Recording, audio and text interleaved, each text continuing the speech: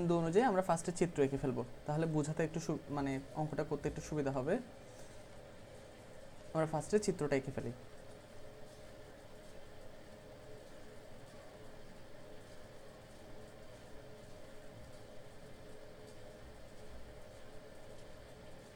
এ হচ্ছে গ্রাফ। আমি একটু বড় করে আঁকি, এটা এভাবে বুঝতে পারবো। ফার্স্টের বিন্দুটা হচ্ছে 0,0 বিন্দু। প্রথম যে বিন্দুটার কথা এখানে উল্লেখ করছে সেটা হচ্ছে 0,0 বিন্দু। তো 0,0 বিন্দুটাকে আমরা বসাচ্ছি, ধরো বিন্দুটা হচ্ছে এখানে, এইখানে বিন্দুটা, এটা হচ্ছে 0,0 বিন্দু।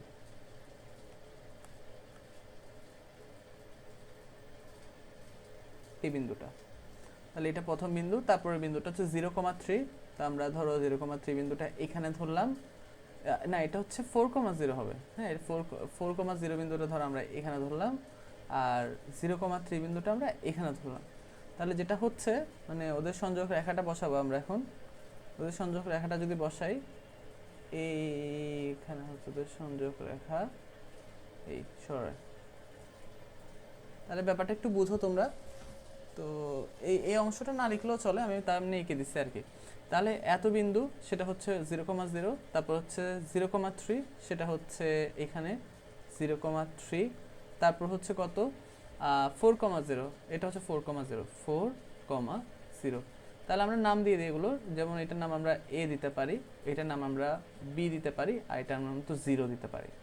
তাহলে যদি দিতে পারি, ভালো করে দেখো, আমরা বিন্দুগুলো বসানোর পর আমরা একটা ত্রিভুজ পাইলাম।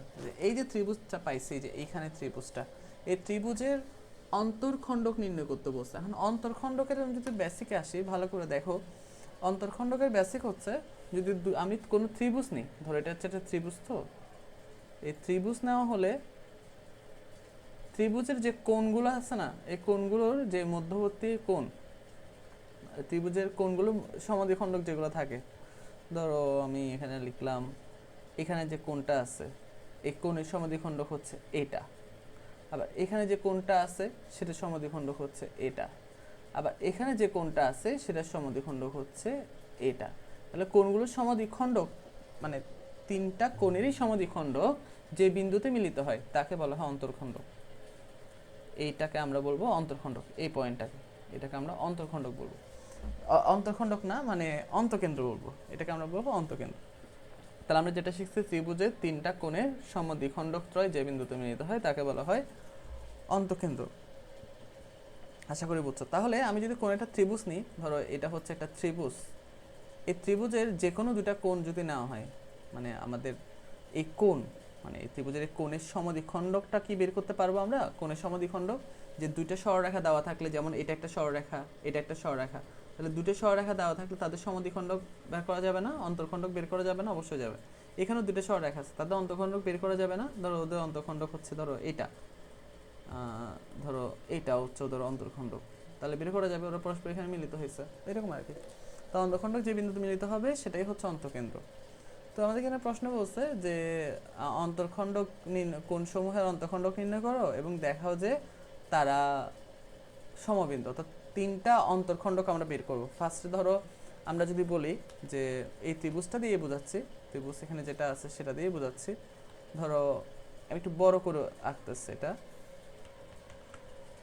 একটু বড় করে আঁকতেছি।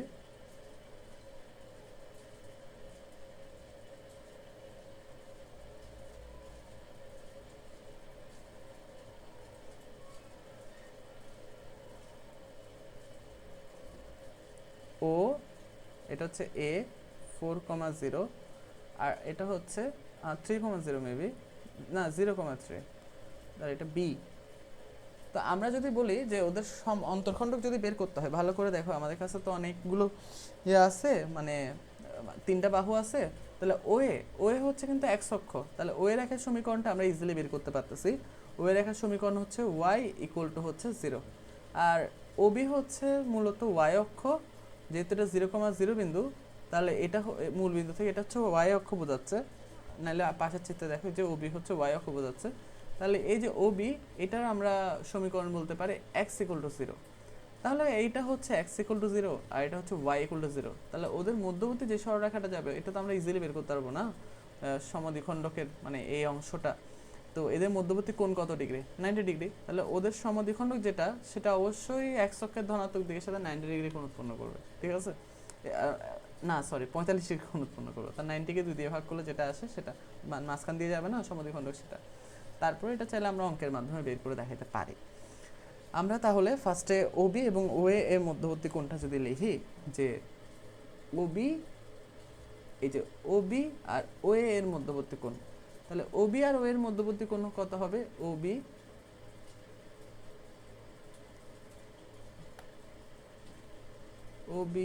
ও ওএ এর মধ্যবর্তী কোণ।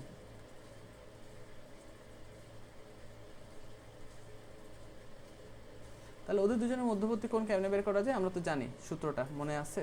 সূত্রটা একটু লিখে দিচ্ছি তাও। সেটা হচ্ছে √a² প্লাস b²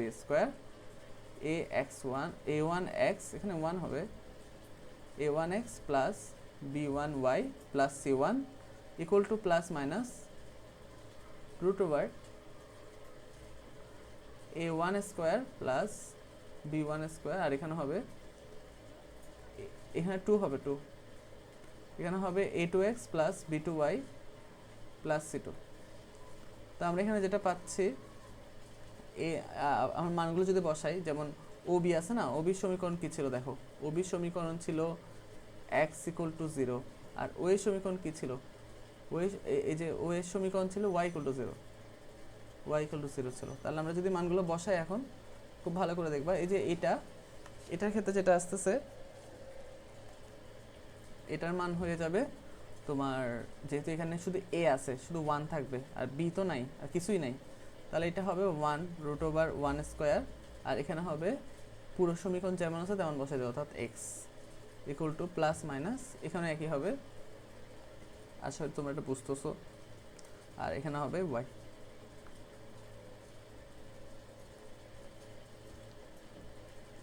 কোণের সমদ্বিখণ্ডক।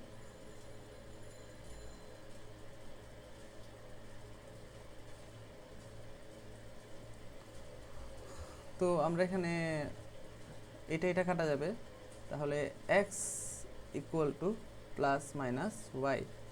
তো আমরা প্লাস নিয়ে যদি কাজ করি তাহলে হবে x ইকুয়াল টু ওয়াই, বা x minus x equal to y আসবে। তাহলে আমি লিখতে পারি y ইকুয়াল টু এক্স।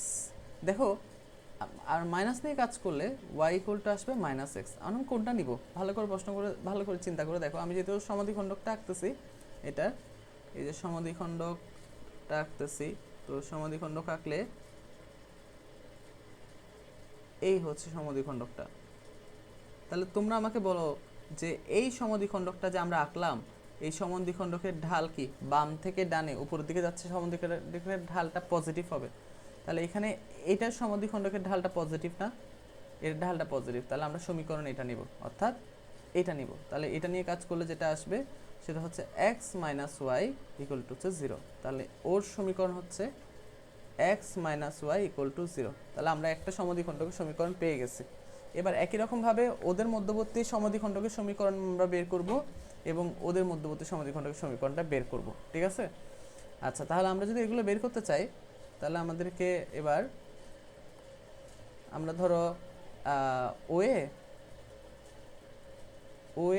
এবং এবি এর সমীকরণ, এবি এর মধ্যবর্তী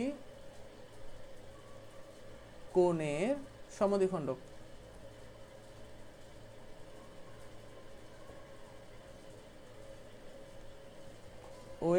ওবি এবং ওএ এর মধ্যবর্তী কোণের সমদ্বিখণ্ডক আমরা বের করতে চাচ্ছি।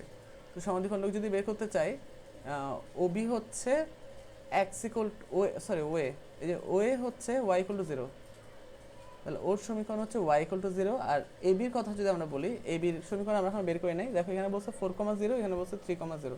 তো এই ধরনের সরলরেখার ক্ষেত্রে একটা জিনিস টেকনিক অ্যাপ্লাই করবা, সেটা হচ্ছে দেখো এখানে যে ওয়াইয়ের ভ্যালুটা আছে সেটা এক্স এর সাথে বসবে, অর্থাৎ থ্রাইজ এক্স, আর যেটা এক্স এর ভ্যালু সেটা ওয়াই এর সাথে বসবে, প্লাস 4y মাইনাস দিয়ে 3 আর 4 এর গুণফল বসবে। 3 4 কত? 12। এভাবে করে ফেলতে পারো, আর নাইলে তোমরা নর্মাল যে নিয়ম শিখছো ভাবে করতে পারো। তাহলে এটা সমীকরণ বের হয়ে গেছে। তাহলে 3x plus 4y minus 12 equal to 0। তাহলে এবি এর সমীকরণ এটা। তাহলে মধ্যবর্তী কোণের সমদ্বিখণ্ডকের সমীকরণ কি হতে পারে? তাহলে দেখো তো, মধ্যবর্তী কোণের সমদ্বিখণ্ডকের সমীকরণ হতে পারে যে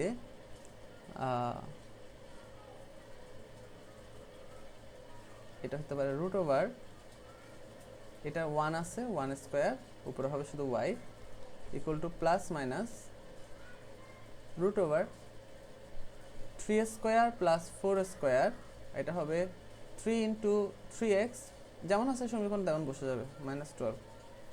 তো আমরা তো জানি 1কে স্কোয়ার করলে রুট করলে 1ই থাকে, এটা আর কিছু করতে হবে না, এটা y হবে প্লাস মাইনাস, আর আমরা দেখতেছি এটাকে ক্যালকুলেশন করলে 5 আসে নিচে, তাহলে 5, আর এটা যেমন আছে 3x প্লাস 4y মাইনাস 12।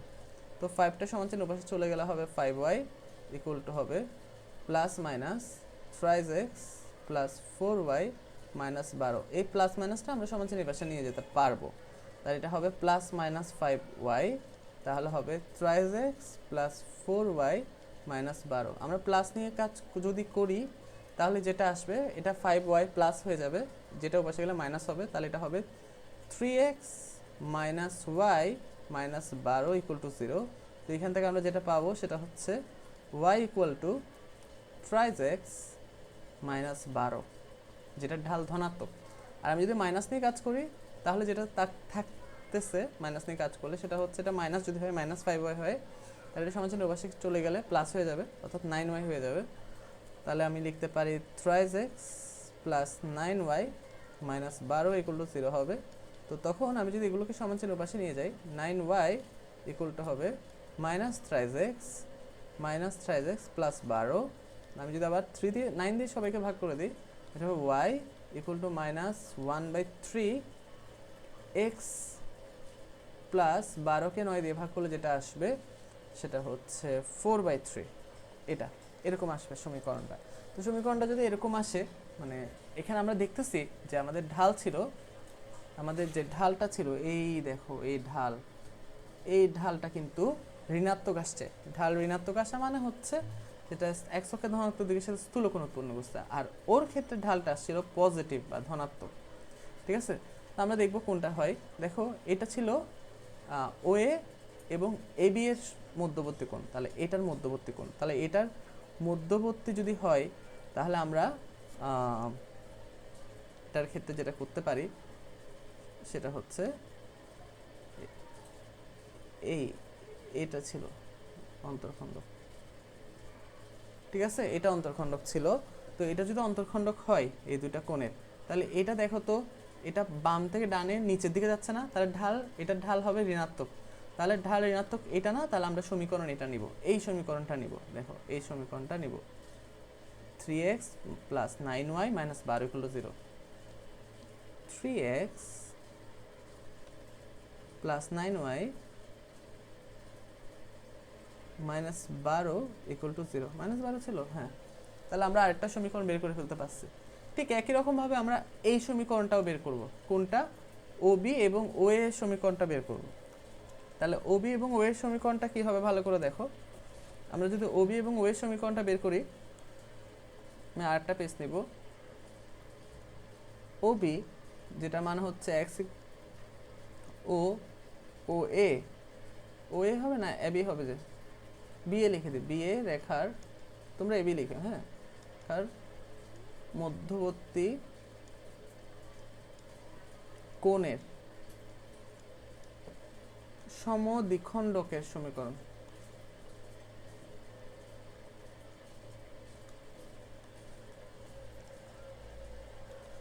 সমদ্বিখণ্ডকের সমীকরণ কি হবে দেখি আমরা।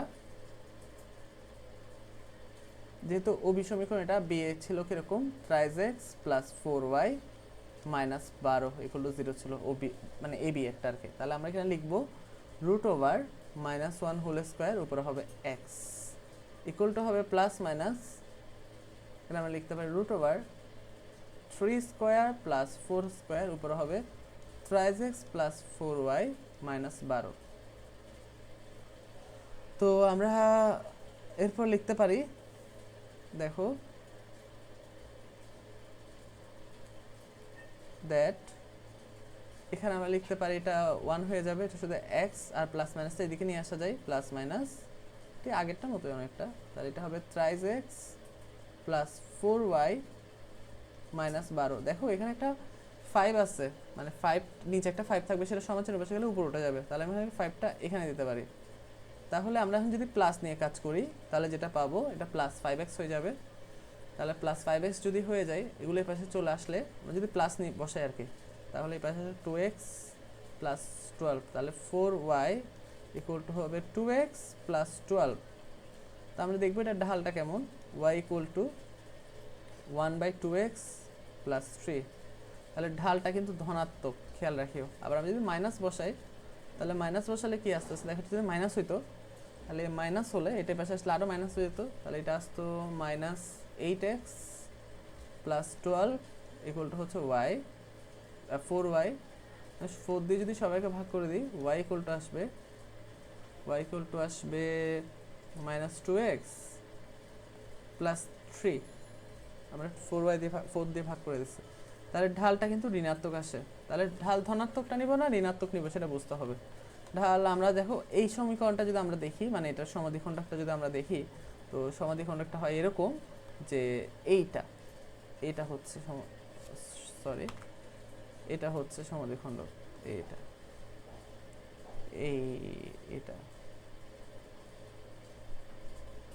এটা হচ্ছে কোণের সমাধিখণ্ডকটা OB আর OA। তাহলে দেখো তো ঢালটা ধনাত্মক না ঋণাত্মক, ঢালটা হচ্ছে ঋণাত্মক, তো ঢাল যদি ঋণাত্মক হয় আমরা এইটা নিব, এটা সরি এটা তো আরেকটা, এইখান থেকে ঢাল ঋণাত্মক যেটা সেটা নিব, অর্থাৎ এই সমীকরণটা নিব। আর এই সমীকরণটা যদি আমরা নিই তাহলে আমরা কি দাঁড়াচ্ছে 2x plus y minus 3 equal to 0, তাহলে আমরা এই সমীকরণটা নিব অন্তর্খণ্ডকের জন্য। তা আমরা লিখবো এইভাবে, যে কিভাবে লিখবো 2x plus y minus 3 plus y না minus y plus y 2x plus y minus 3 equal to 0। তাহলে এটা হচ্ছে এই অন্তর্খণ্ডকের সমীকরণ। তিনটা সমীকরণ আমরা পেয়ে গেছি এবং এগুলাই বের করতে বলছে আমাকে। দেখো এত এত এত শীর্ষবিন্দু সমূহের অন্তর্খণ্ডকের সমীকরণ নির্ণয় করো। অন্তর্খণ্ডকগুলো কি কি ছিল? একটা ছিল এটা, একটা ছিল এইটা, আর একটা ছিল এটা। দেখাইতে বলছে ওরা কি তারা সমবিন্দু। তারা সমবিন্দু মানে কি, তাদের তিনটার একটা কমন বিন্দু থাকবে। কারণ তিনজন যে সমবিন্দু, এই যে বিন্দু, এই বিন্দুটা আমাদেরকে ওরা সমবিন্দু যে সেটা দেখাইতে হবে। সমবিন্দু হওয়ার সত্যটা মনে আছে? ওই যে a1x plus b1y plus c1 equal to 0, তারপরে a2x plus b2y plus c2 equal to 0, তারপর a3x plus b3y plus c3 equal to 0 যদি হয়, আর তিনটা যদি সমবিন্দু হয়, তাহলে ওদের যে নির্ণায়ক, সে নির্ণায়কের মান 0 আসে। অর্থাৎ a1 a2 a3, b1 b2 b3, c1 c2 c3, ওদের যে নির্ণায়কটা আসবে সেই নির্ণায়কের মানটা 0 আসবে। ঠিক আছে? যদি দেখো যে এই তিনটা সরলরেখার নির্ণায়কের মান 0 আসছে, তাহলে তারা কি? তাহলে তারা হচ্ছে সমবিন্দু। এটা বের করে ফেলবা। ঠিক আছে?